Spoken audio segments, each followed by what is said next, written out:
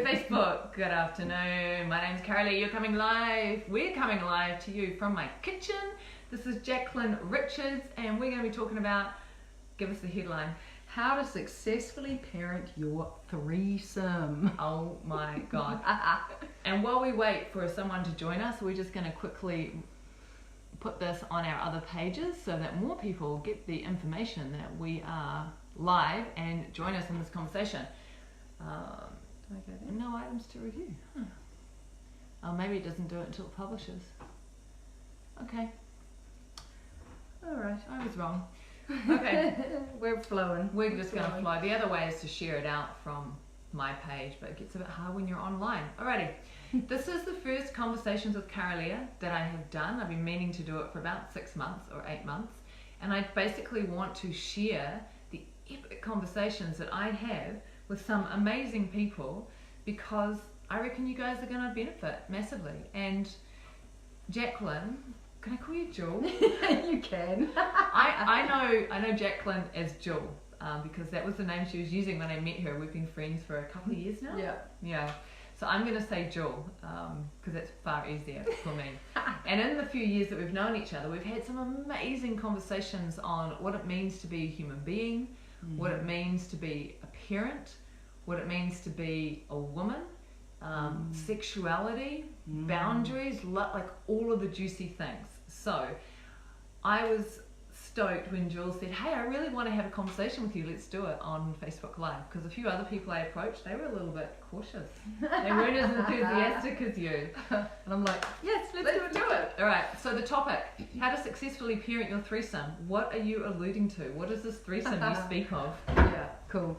So when I became a parent, when I went on a journey into relationship, into sexuality, into how this kind of all molds together, I started to get really interested in how we navigate our relationships and how we can do that a little better.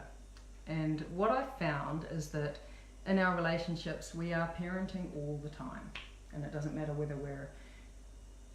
whether we have children, whether we don't. We're all parenting. And, wait. So even if you don't have children, you're parenting. Absolutely.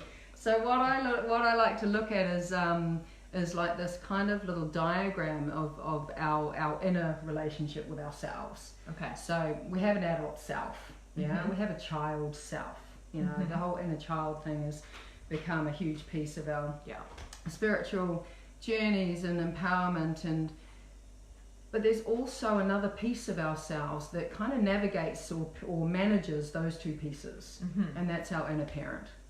So adult self, child self, and then inner parent. Yeah. And so that's the threesome? Yep. So that's our. It doesn't sound as fun as some of the threesomes I've had. That's kind of like our own internal inner threesome, our own internal threesome. Yep.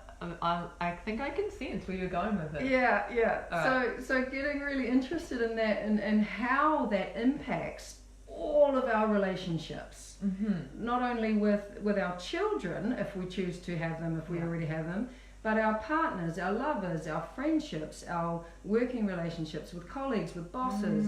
You know, it impacts the way that we navigate all of those interpersonal relationships. Right.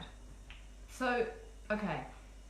Let me just feel into this. When you said you have an inner parent, what I'm curious about, and you say you don't even have to be parenting actual children in order, we all have an inner parent regardless. Would it be true that the inner parent comes online stronger when one does have an actual child? Or do you reckon the inner parent is just there all the time, pretty damn strong? I think it's there, but I think that our children give us more opportunities to really really feel that inner parent and how that inner parent is actually navigating with managing our own adult self and our own child self. Because our children give us the opportunities to see that stuff so clearly. So when you say that, what I'm noticing, like I do have a child, I have a 9-year-old boy, and what I noticed is that, you know, like many of us, I'm like, I'm not going to parent in the same way my parents parented me. They did some things really awesome, and they did some things really shit. And what I also noticed though was that, in particular, I noticed myself parenting in a style that was very similar to my dad, right, my son. And then I started to realize that unconsciously I had been talking to myself or treating myself in that way. Yeah. Is that kind of what you're talking about? Yeah.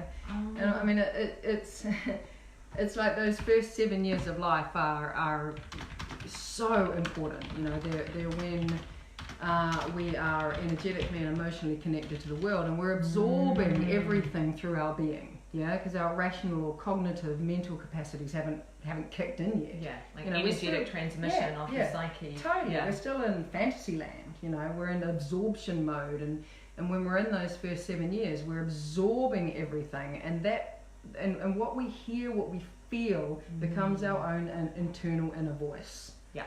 Yeah, and I turned into my mother, you know, completely, and completely unconsciously. It was like, wow, looking back with awareness, now it's like, wow, I dropped into those patterns so naturally. Yeah. You know, and I hear people saying, I don't need to worry about when I become a parent, I'll just do what comes naturally. And, you know, as you say, you know, some of the stuff that our parents did was incredible, and then some of it wasn't. And it's like, it's actually looking at those wasn'ts or those shortfalls that can really give us the clues of what our own inner child didn't get. And how we can start to give our own inner child that stuff that we didn't get in order to create our own ideal inner parent. So it starts with the inner work. In order to be a better external parent, you have to look after what your inner child never received. Yes. Ooh. Yes. And then for me, having done so much of that inner work, it's brought me to a place now where I can look at those things that my parents did well, look at those things that they didn't do so well, and start to find what's authentic to me in between all of that. So that I'm not just applying what my parents did or reacting to what my parents did, because neither of those two ends of the spectrum are helpful. Neither of them are helpful, and you see this swing from one end of the spectrum to the other, but none of that is authentic to what my being, what my way of parenting is going to be. So doing the inner work on my inner child to get me clear of those stories or belief systems, conditioning that isn't relevant or isn't authentic, has enabled me to be more present, to find my own way of parenting. Yeah, that makes so much sense, because one thing I noticed when I began parenting, I didn't so much turn into my mother, I turned into my grandmother, right? And because when my mum was bringing us up, like, she did a pretty awesome job with very limited resources, and she was very clear as a mother, I am not going to parent the way that I was parented, you know, the way that her mother parented her. So my mum was like, it stops here, I'm not doing that, I'm doing it a different way. So my mum had already started the evolution of parenting. And what I observed is, like you said, it was that continuum, because mum was so like, I'm not going to do what grandma, her mum did. And in some ways, though, it was reactive on the end of the continuum. So it didn't actually clean it up. Even though my mum's intentions were awesome, and she definitely made a massive improvement in our maternal lineage. And so I was astonished then that, like, when Sam was 2, I just remember feeling like grandma. And I'm like, holy shit, I'm like channeling my grandmother right now. And I was literally a couple of years later, like, doing a meditation practice, and she was so strong coming through me. And what I realized in that moment was, like, I could fully feel my grandmother, and particularly her rage. Her rage as a woman and as a parent that was then externalized onto the children. And I began to feel where that was coming from, what was underlying it, what healing needed to take place. And it felt like, by really feeling the rage my grandmother had experienced when she was parenting, I wasn't even around, you know.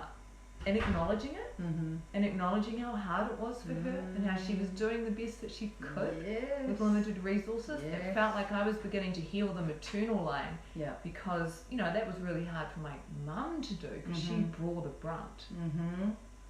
And it was all of this internal work Yeah. around, like what you said, cleaning up.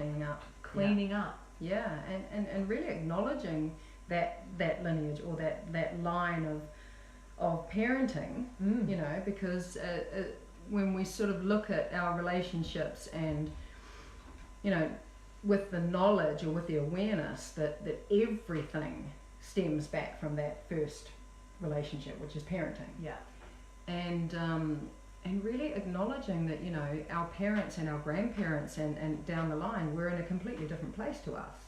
Yeah. And as you say, they did the best they could with the tools they had, and acknowledging that and seeing that as almost a celebration, because their journey created the space for us to do what we're doing now, which is huge shifts, spiritually, energetically, emotionally. And it we can really come to a level of acceptance as well around our parents, for their challenges, because they were working in a completely different climate. Yeah, the paradigm was completely different. They were in the, my mum was a war baby. Yeah, they were so in survival. Yeah. And then when we were born, it was all about this kind of life balance. It was like, okay, we're not totally in survival anymore like our parents were. There's room for something else, but what is that, and how does it look? And and now we have this beautiful space that's been created for us through that pathway to find what's authentic to us. As parents, as parents, as people, as beings that are in relationship with everything and everyone, and that are around us. Yeah. It almost feels to me as if it's both a luxury and a privilege. Like, I have the space and the freedom and the time to consider how I'm showing up as a human, and to do the work to clean up my stuff, which isn't just for me, but for everyone I come in relationship to.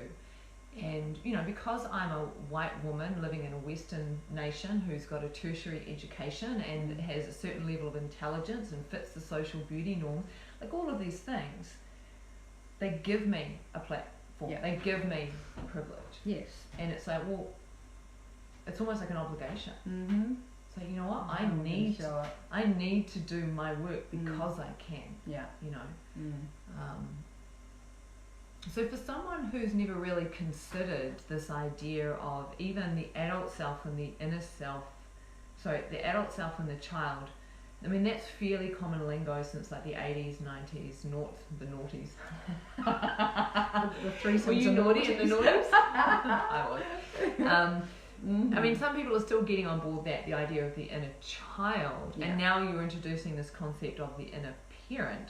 For someone who's never considered those concepts, what would be the first step? Like, why would they even want to go there, in a way? Why do they want to know this stuff? Yeah, I mean, I don't know, every time you're put into a situation of choice, when you have to make a decision, am I going to eat that piece of chocolate, or am I going to eat that whole king size Cadbury block, or am I going to make a choice around drinking alcohol, or all of the am I going to kind of follow the same pattern that I have done in relationships and attract that same partner again and play out the same story?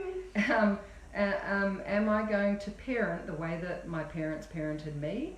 All of those sorts of pieces start to show up if and when you have the desire to work on your own inner parent. Yeah. So how do you do that? And how do you work on your own inner parent? Because like I said, I've noticed that my inner parent, when I didn't even have that language for it, but I was beginning to notice that aspect of me that parented me or my child was very much the voice of my dad, and to a lesser degree my mum. Yeah. So then what do I do to shift that so that my inner parent becomes the voice of me, if such a thing even exists? Yeah, Right? yeah, totally. I mean, I would start doing work around it. I would start getting support in the form of practitioners, and start bringing awareness to the way that you were parented. Mm-hmm. You know, start actually looking in Yeah. to the way that you were parented. And, you know, as I said, kind of gave a clue before about looking at the shortfalls, of our of the way that we were parented, because they're big clues around what we need to do.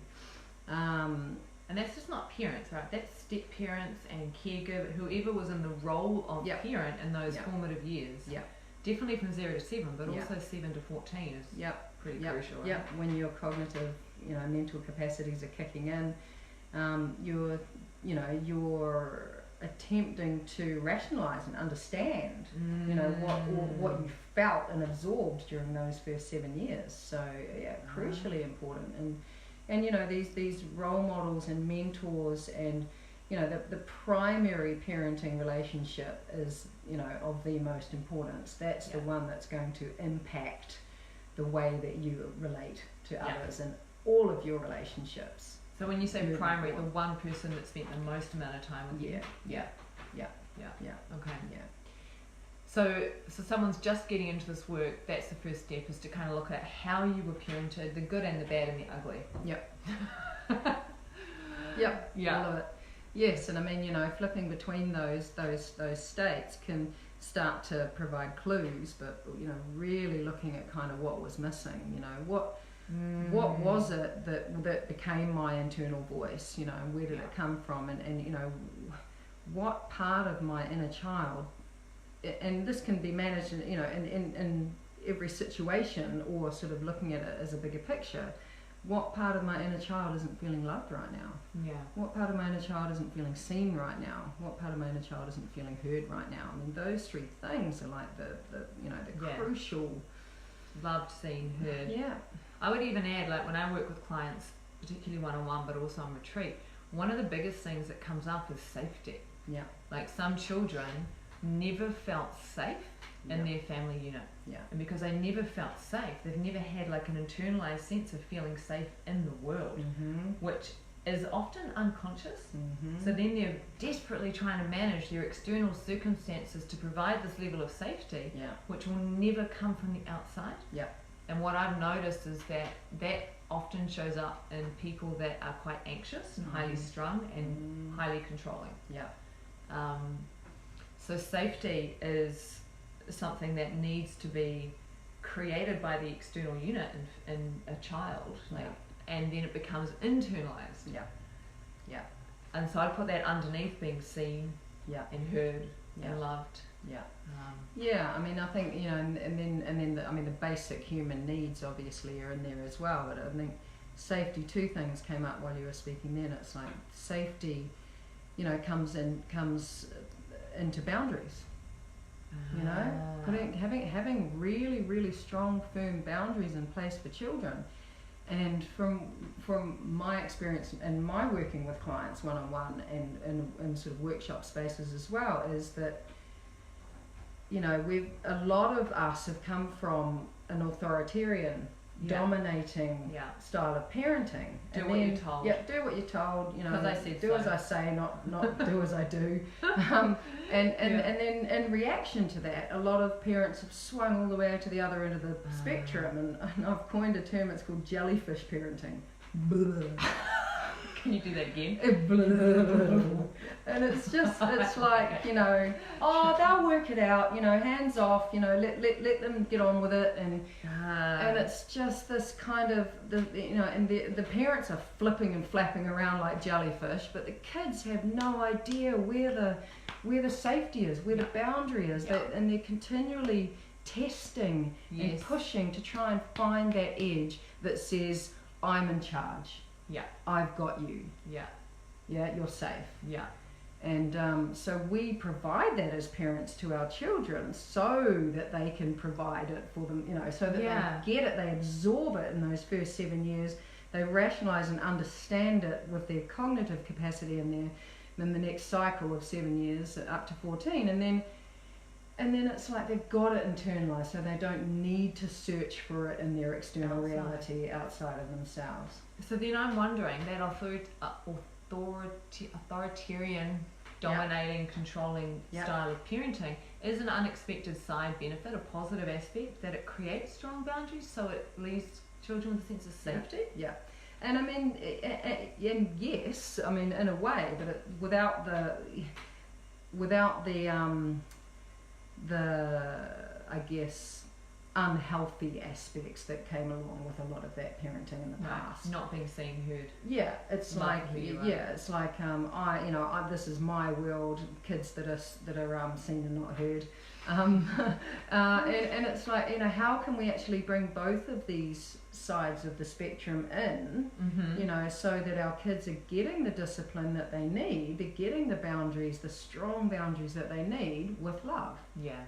I think in my parenting, the piece that was hardest for me, like I feel like I'm pretty good on the seeing, hearing aspect, and I grew up with the authoritarian, and I definitely reacted against that.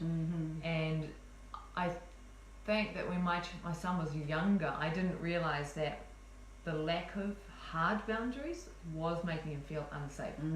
I didn't make that connection until he was a bit older, and then I began to realize, I was like, he actually needs to feel held by me. And we've done a lot of festivals together, right, since he was about 5 years old, and we have really good communication around it now. And we did a festival at New Year's, and he sort of said, he was upset with me. He's like, Mum, I need this, this and this from you when we were at the festival. And I was like, I didn't understand. I thought you wanted this, this and this. He's like, no, I want that.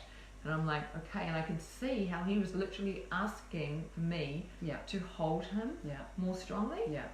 And that was awesome. So the next festival that we did, I was able to meet him with that and give him that experience. And this is one of the benefits of the seeing and hearing piece, is that even though he's only 9, he and I can have very upfront conversations in terms of, tell me what you need, and I will listen to him. I don't just impose stuff upon him so much. Now, I mean, in that, there's also a really big piece around seeing through the behaviour.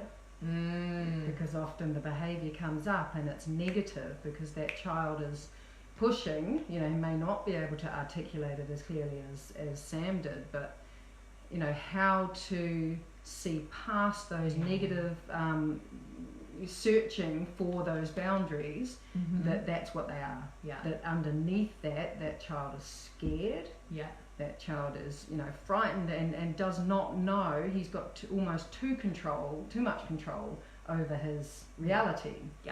And it frightens them. Because they are children. They're little beings. They're little beings. And although, especially when they start to get bigger, I mean, my oldest boy is 10 now, and he's kind of, he's up here, and it's like, wow, you're the way he speaks and the awareness and the way he holds himself almost brings me into a place where I forget. He's 10. And he doesn't have the emotional maturity to articulate himself in a way that I can hear him sometimes through words, and sometimes it's through behaviour, and it's like actually looking under the behaviour. It's like, wow, that's what you need. That's what you need right there. And I mean, I had a conversation with him late last night when I was giving him some support to get into bed because he's I said to him, look, dude, you're old enough. You choose when you get to bed. But if you're a grumpy boy in the morning, then I choose. And so he said, yeah, Mum, look, I need some support. Just getting myself into bed. And I was like, all right. So I gave him some support, and it was pretty firm. And he was like, like this. And I said, hey, babe, sometimes love isn't light and fluffy. Sometimes love comes in a different package. I like that. And he was like, yeah, got it. So when you're talking about seeing through the behaviour, what came up for me was the sense that old style parenting was very much about managing, controlling the behaviour. Right? It's like the behaviour is wrong, and often by extension, therefore, the kid is bad. So let's control, manage the behaviour because the kid is bad. And when you were saying that, I was like, instead of control the behaviour, it's now understand the need that Yes. needs to be met. It's our set of control of behaviour, meet the unconscious need. Totally. Yeah. And also, you know, really acknowledging the fact that our children are their own unique spirit. Yeah. You know, they're not little mini me's. You know, I remember sort of thinking, wow, you actually have no idea what sort of child you're going to get. And, you know, they may not be the one that you thought you were going to get. Yeah. And they show up and it's like, wow, you are your own unique little spirit, you know, in this human world, and seeing that and getting to know it. Really getting to know it. It's like, wow, how do you work, and you know, what's important to you, and that takes presence and curiosity.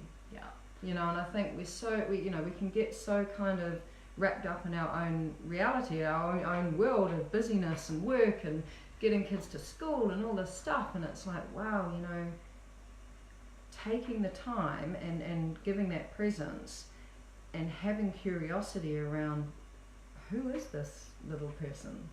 You know, who are you really?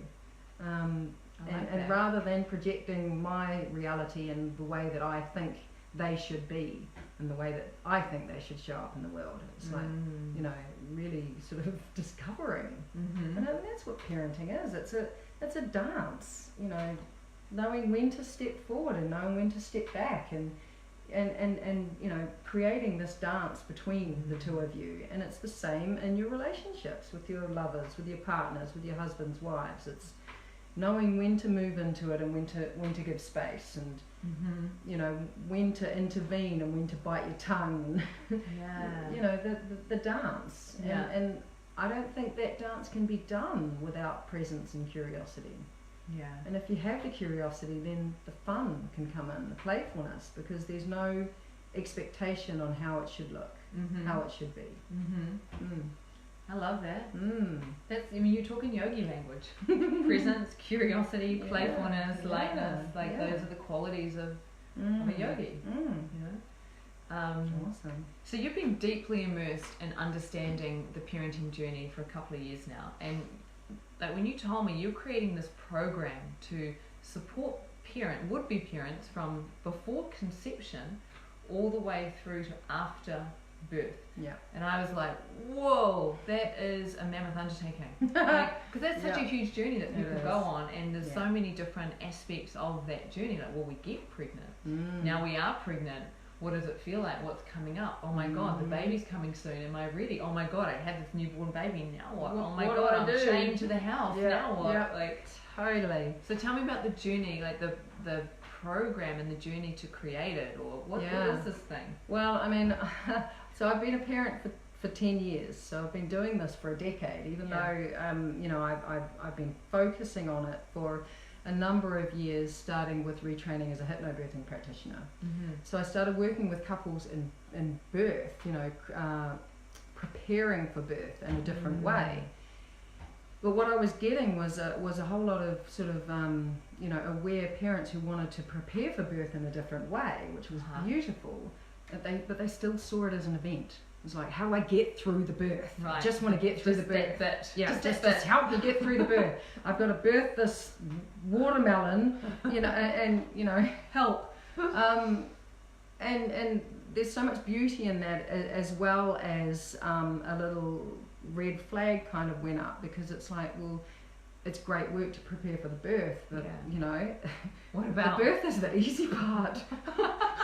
It's what happens after that that's the bloody tricky bit, and that tricky bit doesn't stop for the next quarter of a century. Years or whatever. Well, okay, this is the latest statistics that I've heard, that children in New Zealand are staying home until 27 on average. 27. That's an average? I cut it down to 25 because that's an average. Holy shit, dog. Yeah, because by the time they go to university, and you know, it's like, oh my God, that's not what I signed afford to up leave. for, right? They can't afford to leave home. They can't afford to leave home. Sam's already told me that. He's like, Mum, I just want to be with you. Yeah. I don't want to go anywhere.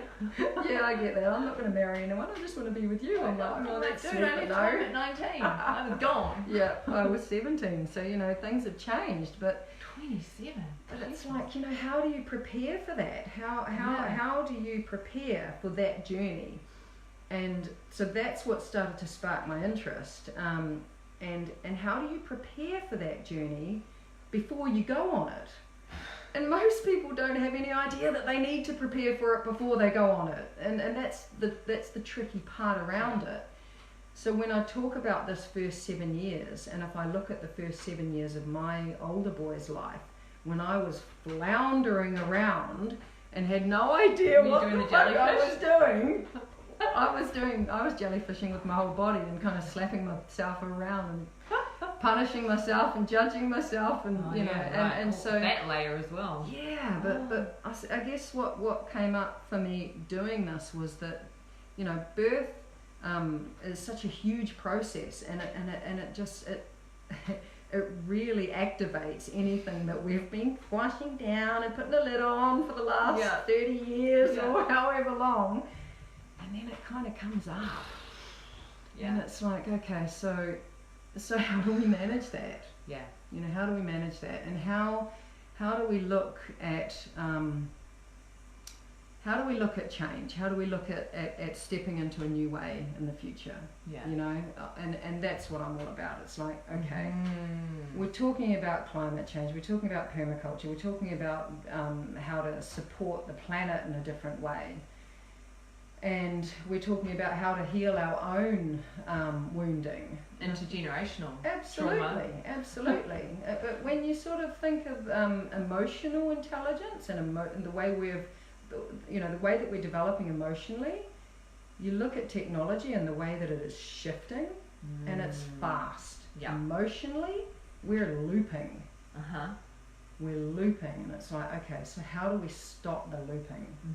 Yeah, and so when we get triggered, we have a reaction, and then that just keeps coming around and around. Yeah, and we're just repeating the old patterns of the past. We're dragging up through, because a lot of young parents, their only supporter are their parents, so they're dragging up their parenting, which is 30 years old. Yeah. I remember.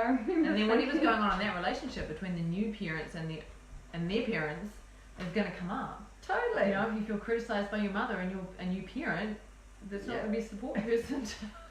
Exactly. But I remember thinking, wow, if I went to a dentist and I heard that he had been using textbooks that were 30 years old to study to be a dentist, I'd be like, is that kind of what? Yeah, do you know what I mean? Though, yeah. But so our parents' way of parenting is not current to the climate today. Yeah, because they didn't have cell phones and video games and all of this other stuff that we have to navigate as parents today. Yeah, and I think too the awareness of how the psyche works and how transmission works and how patterns work. Like, I was really aware that whatever patterns were still resident within my subtle body, within my body, would be passed on to my son without words, without anything. So I was like, I need to clean up my stuff so that I pass less on to him, because I know I'm going to be passing stuff on to him. Yeah. But it's like, can I clean up my shit as much as possible? And I think that's one of the benefits of the practice I've done, the yoga and all of that, is I'm very aware that when my son shows up with problematic behaviour or he's acting out, the first thing I do is look at what I'm doing. Like, I start with me. That's it. I start with me and see, how do I need to shift? What's happening here? Because he's often a reflection of my lack of presence, or the fact I haven't spent enough time with him. Because children feel the truth of everything. Yeah. Even the truth of things that we may not be aware of. Yeah, and they feel it often before we feel it. Yeah. Because they're, especially the younger ones, they're so energetically connected to the world. And I remember saying to someone a while ago, it's like, my older boy is my barometer. Yes. Because if he starts to flip out, I'm like, oh, okay, well, what's coming? What am I already, what do I already have in my body that he is feeling and responding to? Yeah, I noticed that as well. Yeah. It's like Sam would know or pick up on stuff I just wasn't aware of yet. Yeah, exactly. So we can look to that as our little reflections and as our little mirrors, and use that and actually have it support our own journey of opening, of awakening, of shifting. And so so that's, it is a vast journey. It's a hugely sort of monumental journey, which I'm so passionate about in terms of supporting couples, because even when you're conceiving, it's like, okay, I achieved conception. Well, that's another sort of achievement that stays stuck in that moment. You know, getting through the birth. You know, it's like, well, how can we move forward into parenting and have more tools around to support us in that part of the journey moving forward? So that's what my work is about. Yeah, and I guess what you're doing, I'm getting the sense, is you're laying out a framework so that people understand, for a start, the adult self, the child self, and then the inner parent, and so that people understand how triggers work, so people understand how patterns work, so people understand how things get passed on and along. So that's my sense, right? That there's a framework or a context that you need to supply or educate your clients in to even begin to do the kind of the work of shifting some of that stuff. Yeah, totally. Yeah, because I mean, you know, most of us get stuck in the feelings. You know, we're stuck in that change of our state. It's just like, oh my God, I'm so in the trigger, and there's no awareness or understanding of where that trigger's coming from and how to actually start to rewrite it. Rewrite the story, rewrite what is causing the trigger, and so that's a huge part of my work. Epic. So we just fell into question here. So you've got like the longer journey that I know you've been working on constructing, so people can literally start working with you before conception and work with you all the way through till after birth. It's like, not a coach, that's not the word, but it's almost like you just walk alongside and support them through all the different things that occur. But there's other ways people can engage with you, right? Because not everyone will necessarily want to do that full journey. So how else do you work with people? I mean, I think the one-on-one sessions are a beautiful way to be able to drop in and get support and start creating shifts in the relationship with yourself, the relationship with your partner, the relationship with your child as you're parenting, and that doesn't matter where you are on the journey. You could be an individual that wants to have kids one day.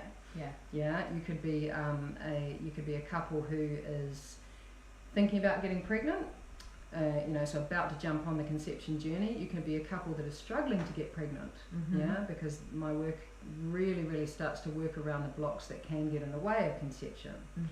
Which are often emotional, mental, energetic, physical, energetic. So, and if you're pregnant and are about to give birth, you can jump in on that part of the journey to support you to create the birth that you want, and moving forward into parenting. And it doesn't matter where on the parenting journey you are, because this stuff is just still so relevant. You know, I've got a 10-year-old and I'm still, finding pieces to bring me more in line with my authentic way of parenting. So one-to-one sessions, of course there's the long program, and I'm going to do there's going to be a workshop series which works in those 4 areas. So like preconception, birth, post-birth. So what happens in that crazy bubbly time after you give birth, and how to keep your relationship thriving and solid during that time, which I really, although I do teach couples after the event, I'd love to teach couples that component before they go on the journey. So they already have the skills and they've got tools, and they know what's going to happen, and they know about that window of time, post-birth, and then moving forward into parenting. So workshop series. And I wonder too, when you're talking about one-on-one sessions, if someone is beginning to realize that they have an inner parent who is highly critical or dismissive or shaming or whatever, that within that construct it would be quite useful to work with you as well, even if they don't have children, because it's that recognition of how the inner parent has developed and what the inner child needs in order to soften and become a different kind of inner parent. Absolutely. Their ideal inner parent that supports them and gives them what they need, so that they're not looking for it in the external world. They're not looking for it to fill that void, or they're not looking for it to support that reality. you know, so to you know, sort of to support that way of being, you know, continually replaying that way of being, you know, looking for things that are going to support that. So absolutely, yeah, I've got a number of clients that I work with that are nowhere near the parenting journey. Yeah. They're working with their own parenting journey. Yeah. Their own the way that they were parented, but also their own inner parent journey. Yeah. Epic. I was trying to feel into one like really cool, funky last question to ask you. What has been the most revolutionary thing you have learned as a parent that just was a game changer? Because everyone wants that one thing that will just flip everything on its head. Yeah, okay, two things actually, Jacqlin. Awesome. Yes, give us two things. Okay, so let go of the perfectionist pill. I mean, you know, that whole thing, I mean, I ran that story for so long, and I remember getting triggered by somebody saying, you can't be the perfect parent. I'm like, yes, I can. Fuck you. You know, and it's like, just be a good enough parent. And that really, you know, I was like, I don't want to be a good enough parent. That just sounds so lackey, you know, kind of nah. And the thing is that one person's perfect parent is another person's complete nightmare. So it just doesn't exist. Right. So stop trying to be the perfect parent, because it doesn't exist, and you're going to wear yourself out trying to do that. And what the question I would have for someone who's running that tape, trying to be the perfect parent, is who are you doing that for? Yeah. You know? Yeah. That would be the inquiry. Yeah. Like I work a lot with inquiry. Yeah. That would be the inquiry. It's like, okay, just inquire into it. Like, who are you being the perfect parent for? Yeah. Is it so that you know, in spite of your mother, well, I can do it better than you do it, or is it, you know, for the neighbours, or you know, the mum's group? Oh yeah, my child slept through the night from before they were born. Do you know babies are meant to wake up during the night. It's the norm for babies to wake up during the night. Yeah. So you know, things like that, and it's like, I think the biggest piece around the perfectionist thing was, you know, knowing that I'm gonna fuck up my kids. I like that. I'm gonna fuck them up. I see it already. They're not your kids, darling, mine. they're completely different beings to me. Yeah, they operate in a completely different way.